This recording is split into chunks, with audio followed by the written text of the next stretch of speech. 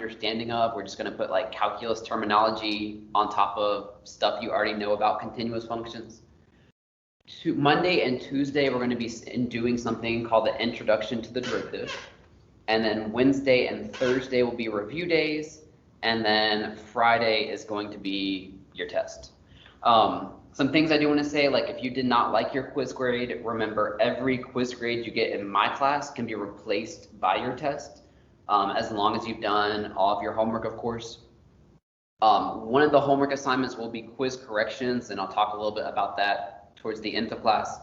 But before you stress out about your quiz, just know that every quiz grade can always go back up to 100 if that's what your test grade ends up being.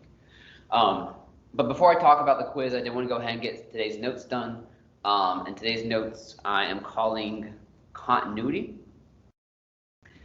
which again is like building on stuff you already know. So the first thing I want to do is to go ahead and, of course, just to talk about what is continuity when we say that. The easiest like non-math version of continuity I think about it is if you can trace the function going from left to right with your pencil and never pick up your pencil, then you know that it's basically a continuous function.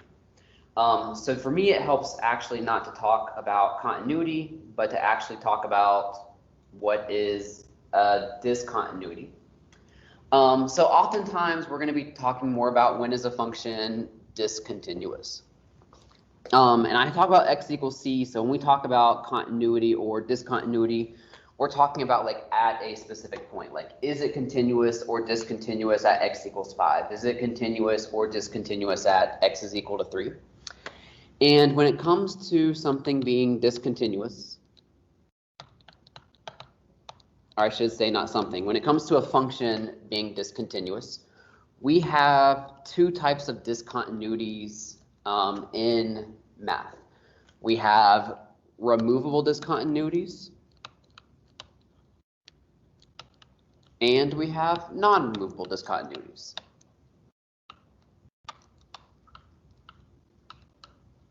Which may be a phrase you know or not know, but they are kind of classified with things we are familiar with. A removable discontinuity graphically will always be something like a hole. I think of a removable discontinuity as something that is easy to fix. Not that we want to like fix a function, but I think about it being easy to fix in that if you have a hole, if you just like plug in the hole, then it would no longer be discontinuous. For the holes, we know we could just have coming in from the left and the right on a hole, or maybe we have a hole and the point is located somewhere else.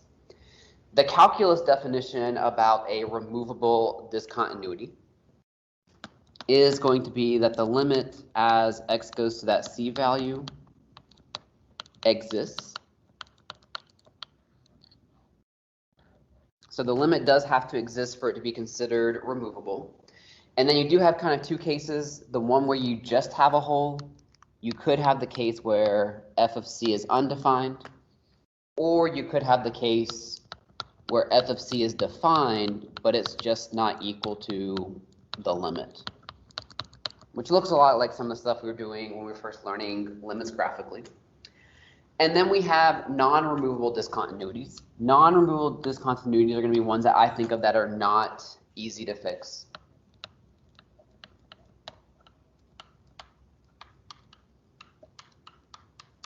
And so examples of non-removable discontinuities are, of course, what we're going to call jump discontinuities. And then we also have ones that are called infinite discontinuities. Infinite discontinuities are just ones where you have some sort of vertical asymptote.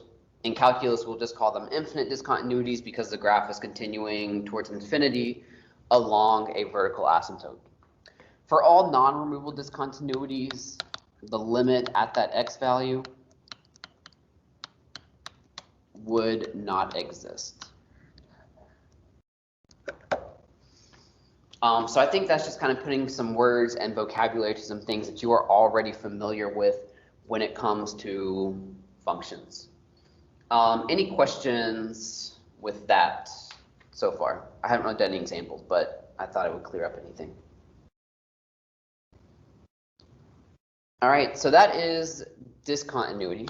What I also want to talk about is, of course, continuity. And for continuity, if you notice, I did definitely put like lots of exclamation marks, because for us in calculus, continuity is going to be a three-pronged definition. So like, yes, like a real version for continuity is like there's just no like gaps in the function, or it has no holes, or has no asymptotes. We do want to have a like calculus formal definition for continuity. And we're going to say a function is continuous. I should add in here at x is equal to c, if and only if. So if it's going to be continuous, first the function has to exist there. So we're going to say that f of c is defined. There has to be an actual value on the graph there. The second thing that has to be true is the limit as x goes to c must exist. Of course, when we say that the limit as x goes to c exists, there's really like something else happening there. If the limit as x goes to c exists, then that is also implying the limit as x goes to c from the left is equal to the limit as x goes to c from the right. And then, of course, those would have to be equal to each other. But the short answer is, if the limit exists, then of course it's coming in from the left and the right in the same direction. And then 3, which kind of summarizes those two. So first you have the value there. Second, you have the limit is existing. And for it to be continuous, the limit as x goes to that c value of f of x must equal the value at f of x. And that's going to be the working definition that we use for continuity. Some of you might think that looks a little bit familiar because that looks very closely to what was on your quiz. We weren't calling it continuous, but basically what that statement means is as you come in from the left and as you come in from the right, you're going to meet. That's going to make the limit exist. And then the value for that function is going to be the same as the limit, which is what's creating this idea of the function is continuous at that point. So I know we all know what a continuous function means. This is just kind of like the calculus definition we'll use for continuity. Questions? All right, so I just have a few examples where we're going to be discussing the continuity. A lot of these examples you probably could have done before calculus. It's mainly a lot of prereq stuff, like knowing when the denominator is undefined or knowing when a certain graph has asymptotes and things like that. I didn't want to give you this slide. So oftentimes we'll see in AP Calculus, like there's certain question stems is what they call them. And if you see this phrasing of a question, it's not like there's like some unknown meaning to it, but it's just like this is what they actually want you to do in the problem. And so whenever you have a question that tells you to discuss the continuity of the function, it's actually asking you to do two things. You first want to give the intervals where the function is continuous. So like, hey, this function is continuous, and then list out in interval notation where that function is continuous at. And then the second part, if you're discussing the continuity, is at those points you're saying it's discontinuous, you want to classify them. And we want to classify them as either being a removable discontinuity, meaning that we have a hole, or non-removable, meaning we have a jump or a vertical asymptote. And a lot of times for that second one, if you are thinking about like what it is, that comes to just like your prereq knowledge. Like you know certain functions have asymptotes, you know certain functions might have holes, and so you're not really using calculus to answer that, but prereq skill and knowledge. And so I have a few examples. I have like a graphical one, a rational expression, a trig one, and a piecewise function. And then we'll kind of wrap up this discussion of continuity so that we can move into what's called the derivative on Monday.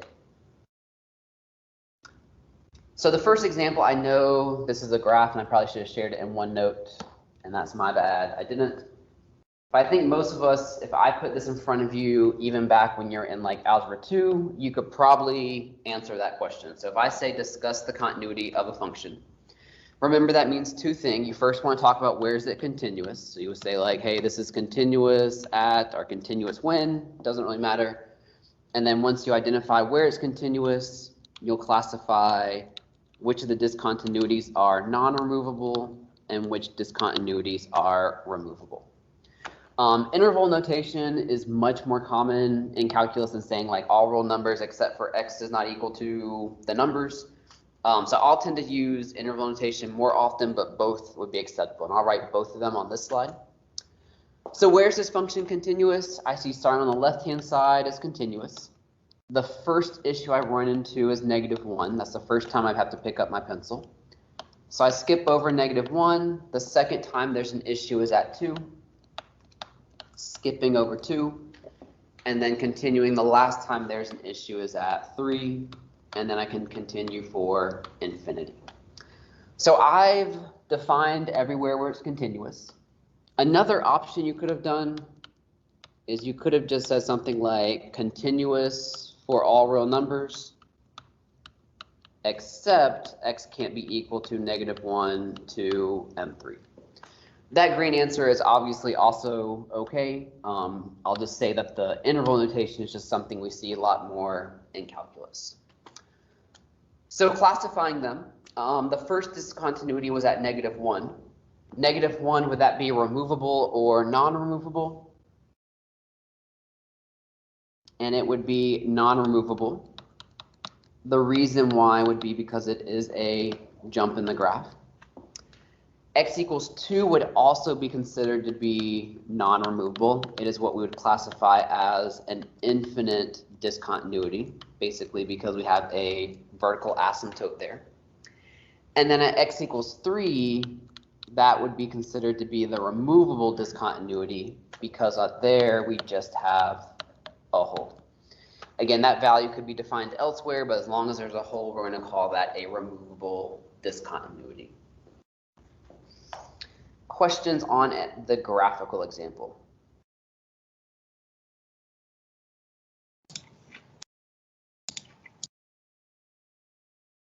All right, go ahead and try using your PERC skills. Do the same thing for this rational expression. So again, I'm telling you to discuss the discontinuity. So I want you to tell me where this graph is discontinuous at. And again, you do have some knowledge of rational expressions, so you should be able to do that. And then classify your discontinuities as removable or non-removable. Think back to how you know whether you have a hole or a vertical asymptote. But go ahead and try that one for me real quickly.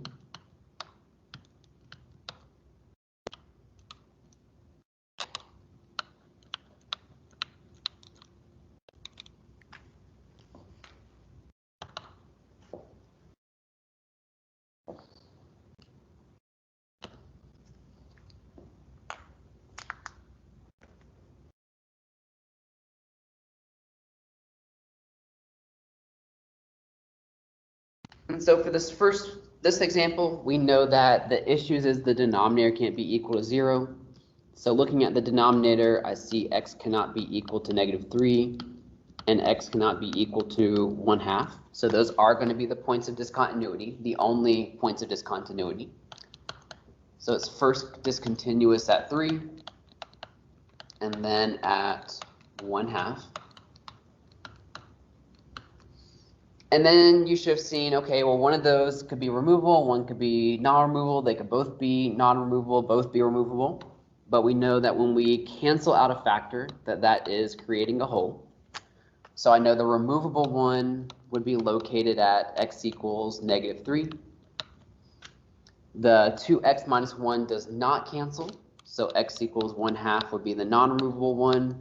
We call that an infinite discontinuity. And again, it's called that because it approaches a vertical asymptote. Questions on that one? All right, let's do one that's a little bit more fun. Here is a trig one for you. So it says, discuss the continuity of the function f of x is equal to the cotangent of 5x minus pi over 3. Now you could graph this. When we graphed these types of equations last year in pre-calculus, maybe you're a little bit stressed because you don't remember exactly how we graphed them, but we did graph them. I want you to think in your head kind of what this graph would look like. If you need the reminder, cotangent has kind of like the decreasing shapes, and it has a bunch of vertical asymptotes, and it continues in that pattern basically forever. So one thing that we know, the asymptotes are occurring because we know when we're going around the unit circle, sometimes certain trig values are undefined. So one hint that I often do when you're discussing discontinuity is to rewrite the function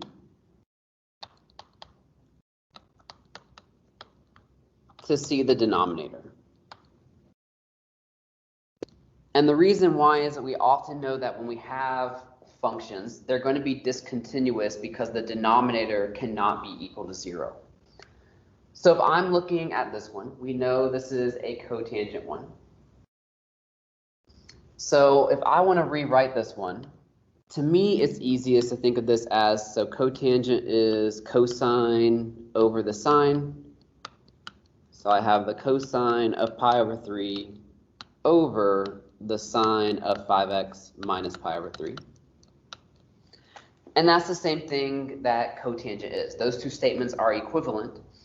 And so what I know is that this denominator right here, the asymptotes are going to occur when the denominator is equal to 0, just like with a regular rational function.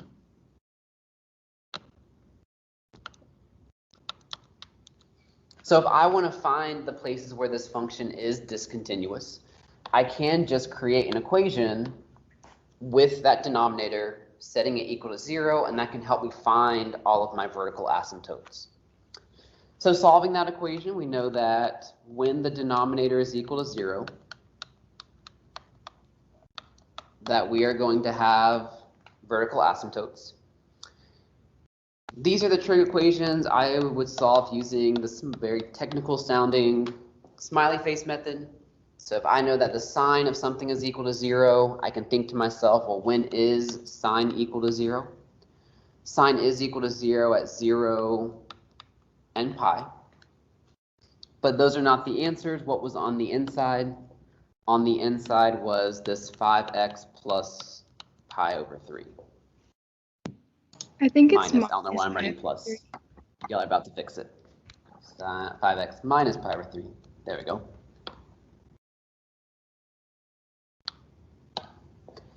And so I have 5x minus pi over 3 equal to those. And then I can just go ahead and solve for x. So like in that first one, add the pi over 3, then divide by the 5. So I have x is equal to pi over 15.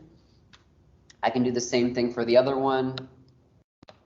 I'll add the pi over 3 first, and then divide by the 5. And so we know that those are two vertical asymptotes. Like we know those are true. We know what this graph looks like. We know that those are the equation, the vertical asymptotes. But this does just tell us to discuss the continuity of the function. So we know that this is going to repeat over and over and over again. This did come from sine.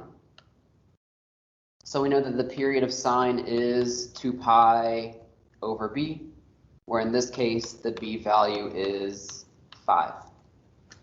So one way we can write this is, okay, so at pi over 15, the period is going to repeat every 2 pi over 5 n, just to show that's repeating.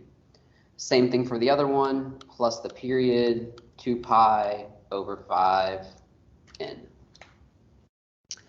So different ways that we can finally say our answer, and I'm sure you might have some questions, so I will open it up for questions. I think the easiest way for this one, so if it just says discuss the discontinuity, you just want to make sure everything is clear. So I will say something like f of x is continuous. I'm just going to just say everywhere. except when x is equal to pi over 15 plus 2 pi over 5n, or x is equal to 4 pi over 15 plus 2 pi over 5n.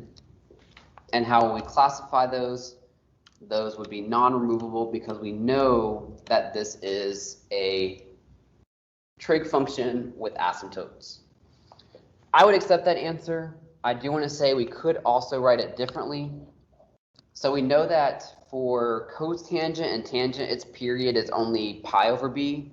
So if you wrote the answer as x plus pi over 15, just choosing one of them, plus pi over 5n, that includes pretty much all the asymptotes you would have. So it's basically like combining those two answers. Because if you look at that, you would eventually hit 4 pi over 15 if you just add the pi over 15. If you left it separate, I wouldn't mark it incorrect, but the red answer or the blue answer would also be fine. Summarizing this, and then I'll open up for questions. When you're asked to find discontinuities, if you can view it as a fraction, it's going to be easier. We want to view it as a fraction because we know when the denominator is equal to 0, that is when your discontinuities are going to show up.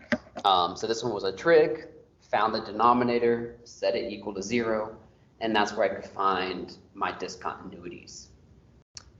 Any questions or things I can clarify about that problem? Anna, go ahead.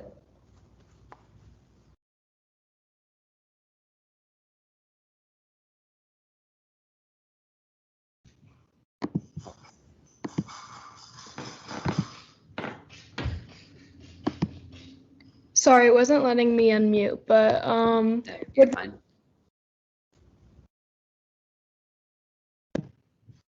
Can you hear me? Yes, we can hear you. Okay. Sorry, that's my dog, but would the trig ones not have any holes? No, because think back to pre-calculus, we didn't really have any holes in trig functions. It was either asymptotes, and the only ones that had asymptotes were tangent, cotangent, secant, and cosecant.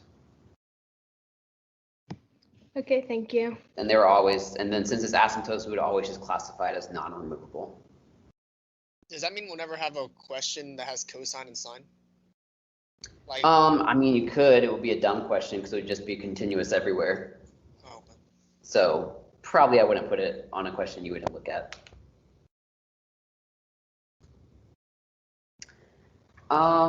Try this one on your own for me. I know it's a piecewise, but see if you can determine what the continuity of this one would be, and if it has any discontinuities, whether it would be a whole or excuse me, a removable discontinuity or a non-removable one. But this is where I'm going to kind of stop at today. I did want to spend some time to talk about the quiz, and then we'll wrap up with class.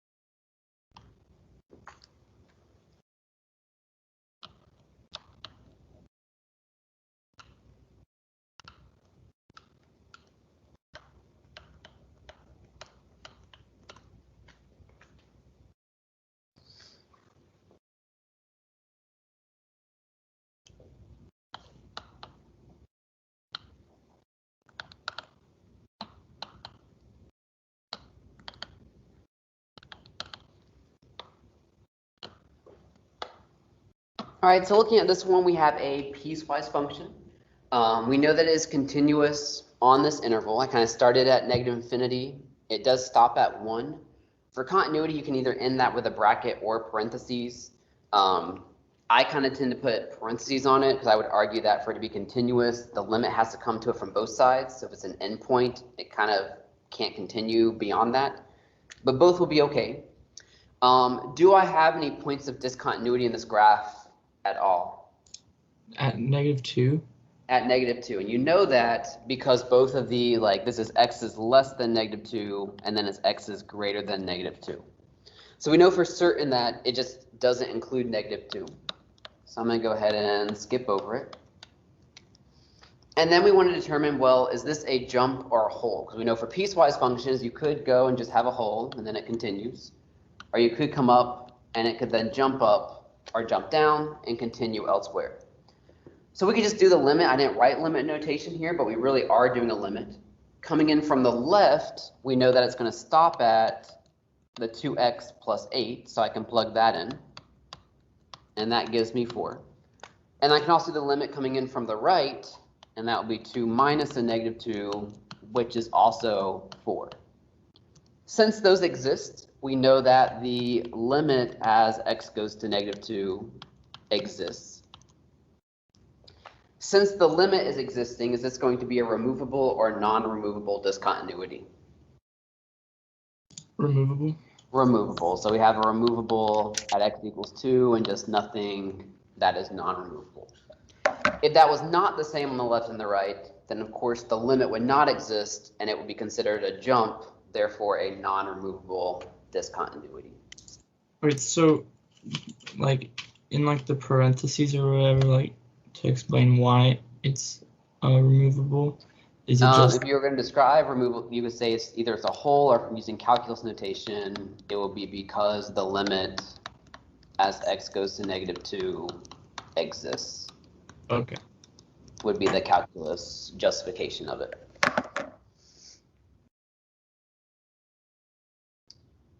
So to wrap up notes, I did just want to go ahead and say, so this is the homework that goes with this. I think most of you could probably finish it pretty quickly. But it's homework number 4. You can get to it through the assignments tab, and then it opens it up in OneNote. Your test is a week from today. We're learning stuff on Monday and Tuesday. Wednesday and Thursday are going to be review days and work days. So you will have 2 full days next week to get ready for the test. Before I let you go, I know I have 10 minutes, so I just wanted to introduce it. So if you're looking in your OneNote, you might need to sync it because I just sent it out last period. But you should, not in a folder, you should have something that is just called the briefcase binder. And I'm just going to go to someone else. So in your briefcase binder, this is going to be something that you complete for each unit. The briefcase binder is basically like a portfolio. So think of it like that. The idea behind it is instead of you having to go out and buy like a Calculus BC prep book, you're going to be creating your own prep book that you can always go back and refer to. Normally I do like a hard copy. We're going to do a digital one for now. But basically what it is for each unit you will create a briefcase binder in 4 parts. And the 4 parts you're going to be doing for each unit, and I'll talk more about this on Tuesday, but I mainly wanted to focus on part 4. But for each unit, every unit before the test, you'll do what's called quick reference boxes, which will be like all the basic formulas you need to know. You will create your own unit summary. There'll be your review, basically your test review. They're going to be old multiple choice AP questions. And then part 4 is going to be your quiz corrections.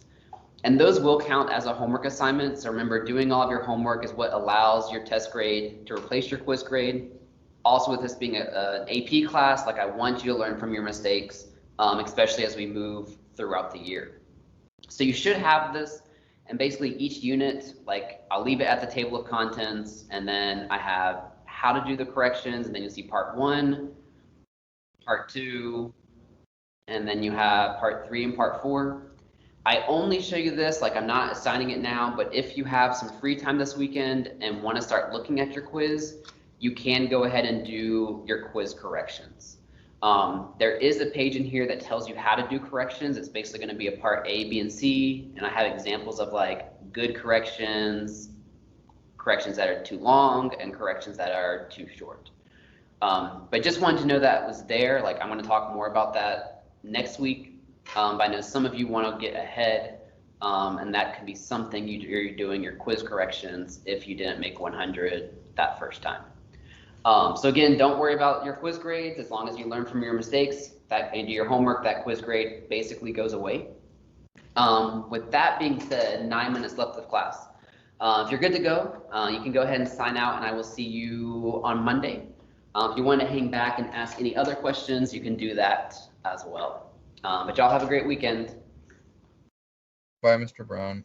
See you, Seth. Bye. Bye. Thank you. Bye bye. Thank you. See ya. Bye, Miss.